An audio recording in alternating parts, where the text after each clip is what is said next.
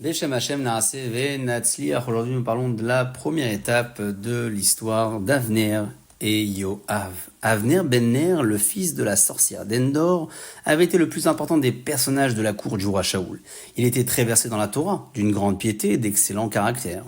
Comme il était aussi robuste et courageux, Shaoul l'avait choisi comme son garde-corps et son général d'armée. Mais il avait un défaut, il se vantait de sa force et disait « On peut plus facilement déplacer un mur de 6 coudées d'épaisseur que me bouger le pied. Je suis si fort que si je trouvais un endroit au sol où j'aurais une bonne prise, je pourrais secouer le globe terrestre. » Après la mort de Shaoul et le couronnement de David, Avner envoya des messagers au nouveau roi pour se réconcilier avec lui. « Faites une alliance avec moi et je vous amène tous les hommes de Shaoul qui se sont restés fidèles à lui et veulent choisir son fils Méphibosheth. » David accepta l'offre. Il l'invita à venir dans sa résidence à Hebron et lui demanda d'amener avec lui Michal, la fille de Shaoul.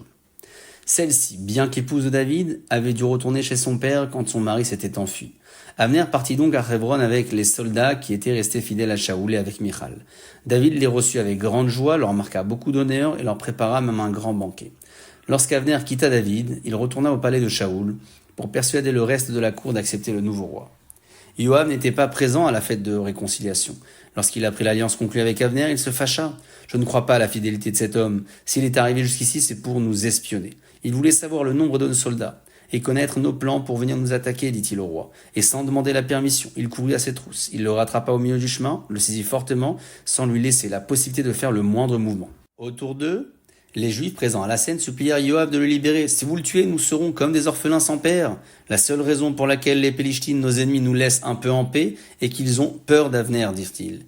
Dès qu'il ne sera plus, ils nous attaqueront, massacreront nos femmes et nos enfants et s'empareront de tous nos biens. » En vain. Ils essayèrent d'empêcher Yoav de tuer Avner.